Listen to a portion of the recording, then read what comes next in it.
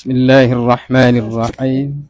Assalamualaikum warahmatullahi wabarakatuh. Alhamdulillah, nashkurulillah, wassalatu wassalamu ala rasulillah. Ashhadu an la ilaha illallah wahdahu la syarika lah.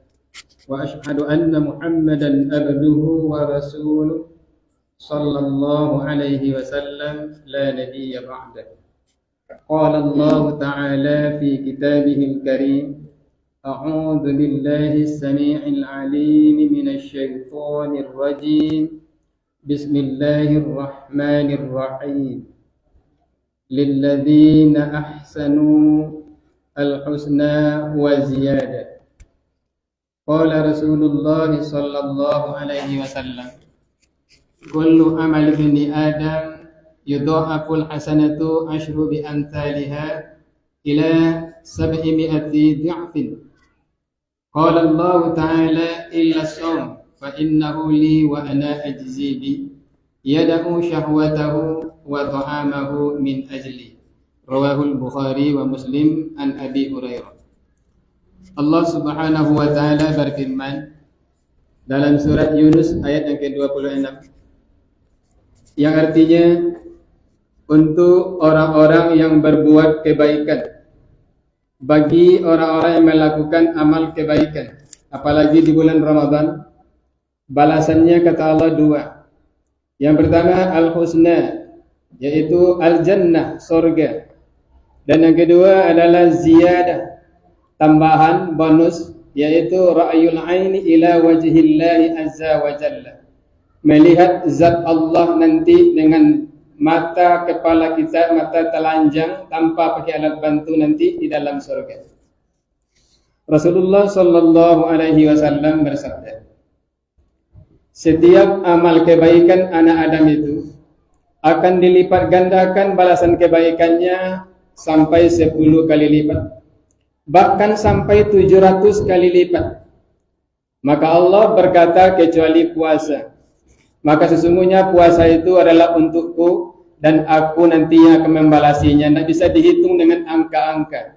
Apa sebab? Yada'u syahwatahu wa ta'amahu min ajli. Karena hambaku itu menahan syahwatnya, menahan makan dan hausnya, makan dan minumnya. Mereka lakukan hanya semata-mata karena aku, mencari keridhaan aku. Hadis riwayat Bukhari dan Muslim dari Abi Hurairah. Shadaqallahul azim wa shadaqa rasulullah. Bapak, ibu-ibu, jamaah kaum muslimin dan muslimat, hadirin wal hadirat rahimakumullah. Kita bersyukur kepada Allah Subhanahu wa taala dengan mengucapkan alhamdulillahilladzi bi ni'matihi tatimmus shalihat. Karena pada malam yang ke-26 ini kita masih bisa hadir ke tempat yang mulia dan indah ini dalam rangka qiyam Ramadan. Bangun beribadah menghidupkan malam-malam bulan Ramadan. Apalagi kita sedang berada di likur terakhir, 10 malam terakhir.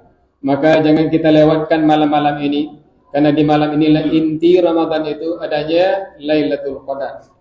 Kemudian kita berselawat kepada Rasulullah dengan mengucapkan Allahumma salli ala Muhammad wa ala ali Muhammad. Bapak dan Ibu jamaah rahimakumullah.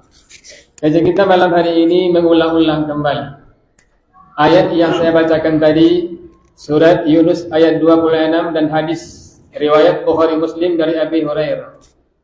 Barangkali arahnya sudah tahu kita, bahwa semua amal kita, satu amal kebaikan yang kita lakukan paling kurang dibalas oleh Allah 10 kali. Tidak ada dalam perdagangan di dunia ini satu modal untung 10, tidak pernah ada. Satu modal paling-paling untungnya 2, 3 udah banyak itu. Tapi kalau kita berdagang dengan Allah, paling kurang satu amal kebaikan dibalas oleh Allah 10 kali lipat, bahkan sampai 700 kali lipat. Siapa yang mendapatkan 700 kali lipat itu? Dalam hadis riwayat Muslim, Rasulullah katakan, iza ahsana ahadukum islamahu, yang akan mendapatkan balasan sampai 700 kali lipat itu adalah orang yang baik keislamannya, bagus agamanya. Apa tanda bagus agama itu? Ada dua kata Nabi. Min husni islamil mar'i tarakuhu ma la ya'nihi. Di antara tanda-tanda baiknya agama seseorang itu apabila ia meninggalkan sesuatu yang tidak berguna, sesuatu yang tidak bermanfaat. Kata ulama ahli hadis, yang tak berguna, tak bermanfaat itu ada dua. Yang pertama adalah qaulun, yang kedua adalah fi'lun. Perkataan dan perbuatan. Maka orang beriman yang benar, dia tidak akan berbicara kalau perbicaraan tidak bermanfaat. Falyakul khairan aw liyasmut. Maka hendaklah bicara yang baik-baik saja, kalau tidak bisa hendaklah diam saja. Dan yang kedua adalah amal perbuatan. Kalau perbuatannya tidak akan bermanfaat, dia tidak akan mau berbuat. Kalau dah terjaga oleh kita yang dua ini, maka kita akan mendapatkan kelipatan sampai 700 kali lipat itu. Illa saum. Kecuali ibadah puasa. Itu Allah menjawab. Ketika Nabi katakan angka-angka itu, Nabi Allah menjawab. Kecuali puasa Muhammad. Itu tidak bisa diukur dengan angka-angka. Tidak bisa sekian ratus, sekian juta, tidak bisa. Ya. Illa saum fa innahu li wa ana ajzibi. Maka sesungguhnya puasa itu adalah untukku dan aku yang akan membalasinya. Apa sebab? Ada dua faktor penyebab. Yang pertama, langsung Rasulullah menjelaskan, langsung Allah mengatakan dalam hadis tadi, dalam hadis kursi. Dan yang kedua dijelaskan oleh Ibnu Rajab. Yang pertama alasannya adalah yada'u syahwatahu wa ta'amahu min ajli. Hambaku itu meninggalkan syahwatnya selama Ramadan. Meninggalkan makan dan minum dan segala yang membukakan puasa, membatalkan puasa, min ajli. Hanya semata-mata karena aku. Apa artinya? Ibadah puasa ini tidak bisa masuk unsur riya di situ. Kita selalu merasa kita diawasi oleh Allah. Muraqabatullah itu kita rasakan betul. Sehingga walaupun kita sendirian di rumah, makanan ada, kita lapar, minuman ada, kita haus, tapi kita tidak mau makan, kita tidak mau minum. Apa sebab? Muraqabatullah. Kita yakin Allah melihat saya. Allahu ma'i, Allahu syahidi, Allahu nazar. Allah selalu melihat saya, Allah bersama saya, Allah menyaksikan saya. Jadi keimanan kita di bulan Ramadan luar biasa. Luar biasa.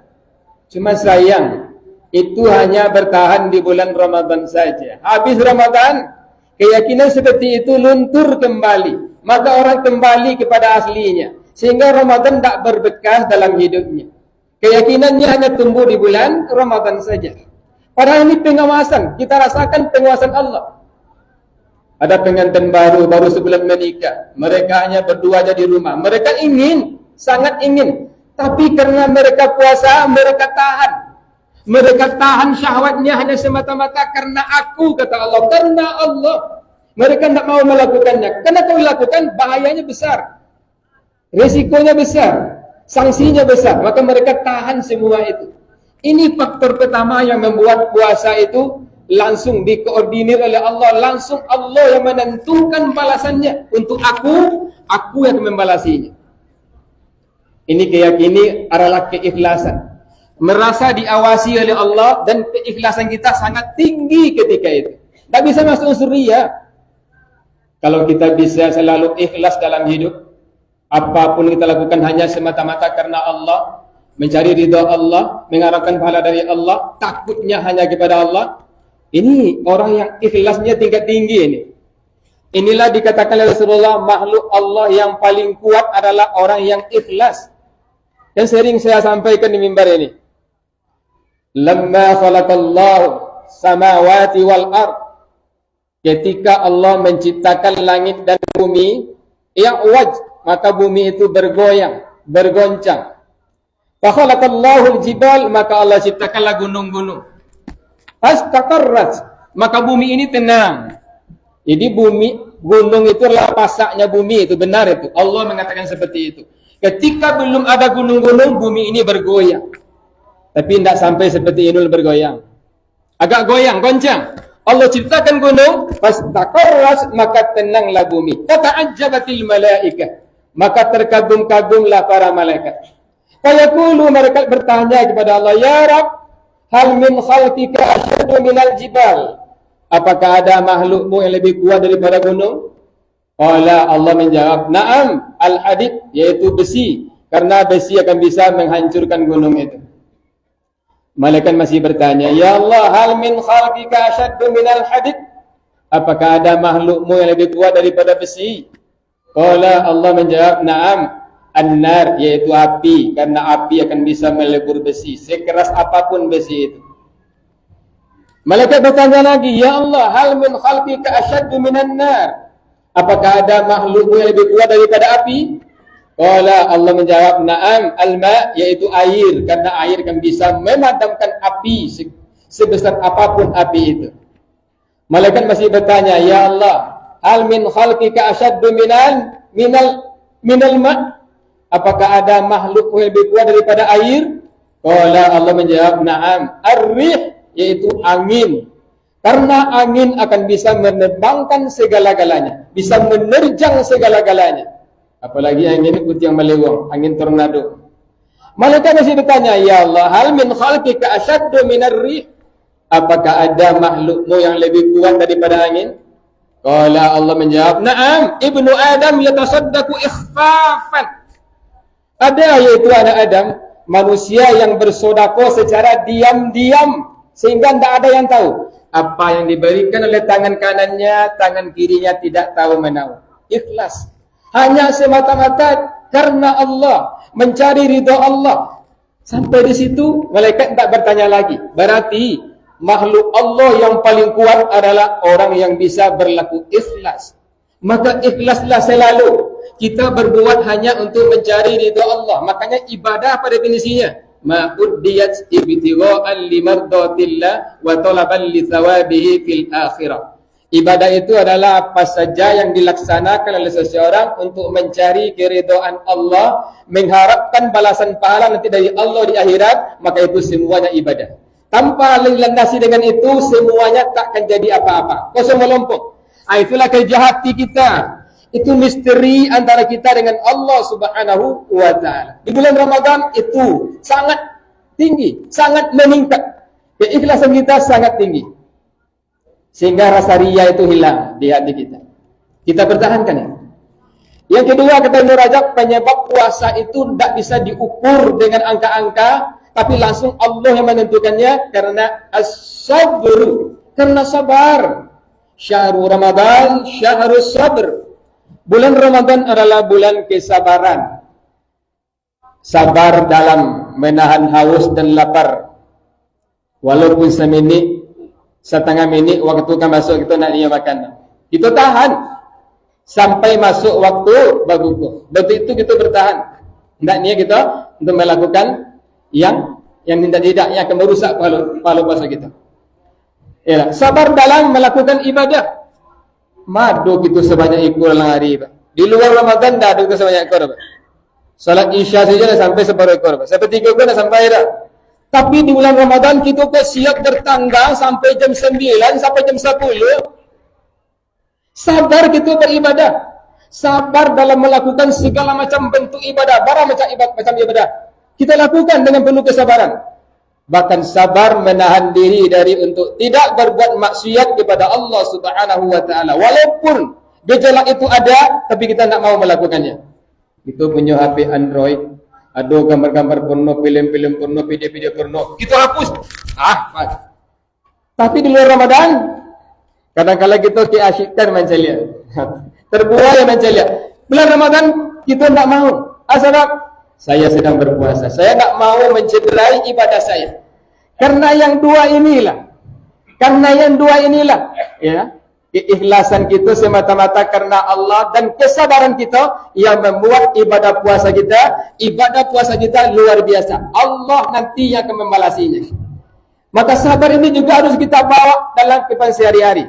Kata Rasulullah, kita harus berlatih untuk sabar. May yatasabbar yusabbirhullahu azza wa jalla. Siapa yang berusaha untuk sabar, maka Allah akan jadikan dia benar-benar orang yang sabar. Innama yuwaffas sabiruna ajrahum bighairi hisab. Sesungguhnya orang yang sabar itu akan disempurnakan balasan pahalanya dengan balasan pahala yang tidak terhingga, tidak terhitung banyaknya.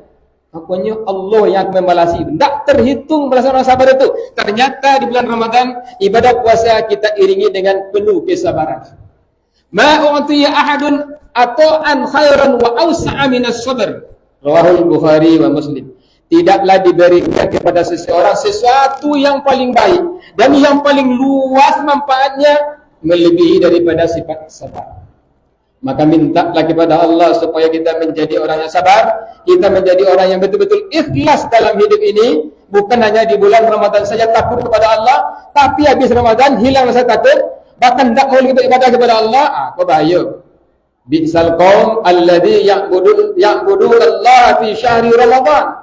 Kata ulama salaf, seburuk-buruk orang, seburuk-buruk kaum adalah mereka yang hanya beribadah kepada Allah di bulan Ramadan saja. Seakan-akan dia menganggap Allah itu hanya hidup di bulan Ramadan. Habis Ramadan, dia anggap Allah itu mati suri. Ramadan akan datang, Allah jagolah dia. Sehingga hanya Ramadan saja. Kata ulama salaf, alladhi ya'rifuna Allah fi syahri Ramadan. Seburuk-buruk kaum adalah mereka yang hanya kenal dengan Allah, dekat dengan Allah, taat pada Allahnya di bulan Ramadan saja.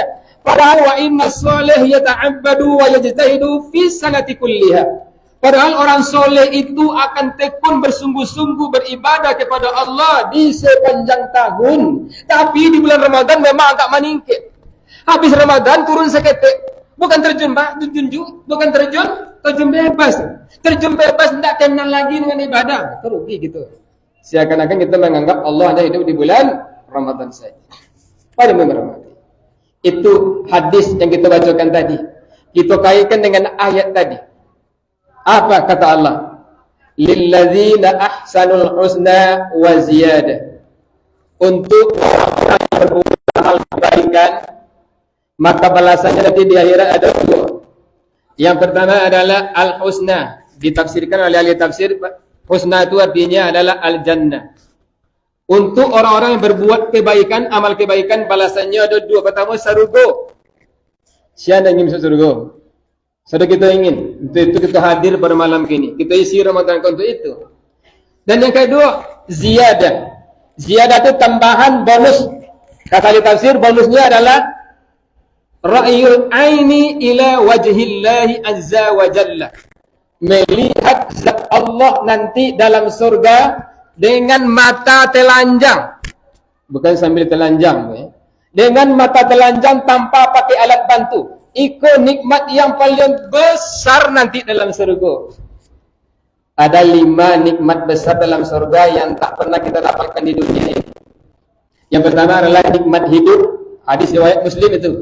Hadis riwayat Muslim, 5 macam nikmat dalam surga tak pernah kita dapatkan di dunia ini. Pertama, nikmat hidup tak akan pernah mati. Lihat orang yang duit dari dunia ke apa? Tidak ada orang. Walaupun kita ingin duit dari. Yang kedua adalah nikmat muda, masa muda tak akan pernah tua. Ya ada di dunia Pak. Umur kita sama sedosok 33 tahun. Seusia Nabi Isa, sebesar Nabi Adam, 60 hasta tingginya. Tapi sama tinggi. Laki-laki berusia kakak-kakak ganteng-ganteng. Saya ganteng ambo. Enggak. Gagah. Enggak pernah tua. Walaupun berlalu sekian ribu tahun, enggak pernah tua. Ya. Muda tadi. Berikutnya adalah nikmat sehat. Enggak akan pernah sakit. Jengka sakit lah. Batuk-batuk sendak. Ya dari dunia tu. Enggak ada. Walaupunnya dokter. Pakainya banyak. Tiba sakit kesakitannya. Sedangkan Nabi sudah sakit. Apalagi manusia biasa. Yang keempat adalah nikmat bersenang-senang. Tak ada susah. Bersenang, bergembira, bahagia tadi. Tak pernah ada susah. Dan yang kelima Rasulullah, nikmat yang paling tinggi, yang paling mulia adalah ra'yul ain ila wajhillahi azza wa jalla. Melihat zat Allah dengan mata kepala kita tanpa pakai alat bantu. Itu nikmat yang paling istimewa dalam surga. Ada orang masuk surga tapi tak bisa melihat Allah. Apa sebab? Karena al-hasanatnya tidak lengkap. Lilladzina ahsanu, syaratnya bagi orang yang berbuat kebaikan. Apa kebaikan itu?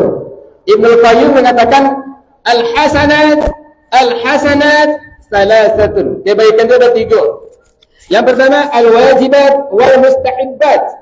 Semua yang diwajibkan oleh Allah dan Rasul, semua yang disunnahkan itu adalah kebaikan. Salat wajib kebaikan, salat sunat kebaikan, puasa Ramadan kebaikan, puasa sunat kebaikan, haji kebaikan, umrah kebaikan. Semua yang wajib, yang sunnah itu adalah kebaikan. Lengkapi itu. Kerajaan itu di bulan Ramadan luar biasa. Luar biasa, yang wajib kita sempurnakan, yang sunnah kita sempurnakan. Salat, puasa, zakat. Seindah-indahnya zakat fitrah. Semua yang diperintahkan untuk kerajaan. Sebab kebaikan kita luar biasa di Ramadan itu. Itu yang pertama kata Ibnu Qayyim. Yang kedua adalah az-zikru mutlaqan. Berzikir secara mutlak itu adalah kebaikan. Bahkan zikir adalah pokok dari segala ibadah sebetulnya. Wala dzikrullahi akbar. Sungguh berzikir kepada Allah lebih besar pahalanya dibandingkan dengan ibadah apapun. Dalam solat kita disuruh berzikir. Wa aqimis sholata li dzikri. Dirikan solat itu untuk berzikir kepada Aku, kata Allah. Sesudah solat kita berzikir lagi. Pagi hari kita berzikir, zikir pagi namanya, al-maksurat itu. Sore hari zikir lagi. Kemudian zikir ketika berdiri. Ketika duduk-duduk, alladzina yadhkuruna Allah qiyaman wa qu'udan wa 'ala junubihim. Orang yang punya akal sehat itu kata Allah, mereka berzikir kepada Allah ketika berdiri, ketika berjalan, ketika duduk-duduk. Namun tapanjang tetap diisi dengan zikir. Dan ketika berbaring mau tidur, mereka berzikir. Kalau kita lakukan zikir seperti itu, kata ulama, kita akan mengamalkan ayat ya ayyuhalladzina amanu dzkurullaha dzikran katsira wasabbihuhu bukratan wa asila. Wahai orang-orang beriman, berzikirlah kamu kepada Allah dengan zikir sebanyak-banyaknya dan bertasbihlah kamu kepadanya di waktu pagi dan di waktu sore. Dan yang ketiga adalah al-ihsan 'alal makhluk, berbuat baik kepada seluruh makhluk. Kepada manusia, semua manusia. Kepada binatang, semua binatang. Disuruh berbuat baik kepada manusia mulai dari ayah ibu, wa bil walidaini ihsana, wa bidzil qurba, wal yatama, wal masakin, wal jari al junubi, wal jari bizzal, sampai akhir ayat. Dan kepada ibu bapakmu maka berbuat baiklah kamu. Bahwa bizil kurba, karib kerabat, wal yatama, anak yatim, wal masakin, orang miskin, baru yang lain-lain. Orang tua dulu kita berbuat baik. Muliakan orang tua, hargailah orang tua, senangkan orang tua, bahagiakan orang tua. Bisa dengan pelayanan, bisa dengan harta kita, bisa dengan perhatian kita. Orang tua dimulai dulu. Orang lain awal orang tua enggak masuk. Kemudian berbuat baik kepada segala sesuatu. Innallaha katabal ihsan ala kulli syai'. Sesungguhnya Allah mewajibkan berbuat baik itu kepada segala sesuatu. Sampai-sampai itu binatang pun. Wa idza qataltum fa ahsinul qitlah. Kalau kalian membunuh binatang, bunuh dengan baik. 1 kali pukul mati, 2 kali pukul paling banyak. Jangan dianiaya membunuhnya, besok di akhirat Allah hidupkan binatang itu, disuruh oleh Allahnya membalik itu. Lah membalik awak dirubah Allah jadi tanah balik. Itu akhir surat juz ke-30 itu. Sehingga orang kafir ingin menjadi tanah ketika itu menjadi binatang, lah dia balik, orang beraniaya kayaknya dan dibalik, ini jadi tanah balik. Sehingga orang kafir ingin menjadi tanah seperti binatang itu. Orang beriman tidak. Kemudian wa idza zabahtum fa ahsinuz zibha. Kalau kalian menyembelih binatang, sembelih dengan baik. Caranya tajamkan pisaunya, segerakan penyembelihannya supaya binatang itu tidak merasa sakit ketika tersembelih. Dengan demikian, kalau kita sudah berbuat kebaikan di bulan Ramadan, di luar Ramadan, insyaallah kita akan mendapatkan 2 balasan itu, surga dan bertemu dengan Allah Subhanahu wa taala. Subhanakallahumma bihamdika asyhadu an la ilaha illa anta astaghfiruka wa atubu ilaik. Billahi taufiq wal hidayah wal 'afwa minkum. Wassalamu alaikum warahmatullahi wabarakatuh.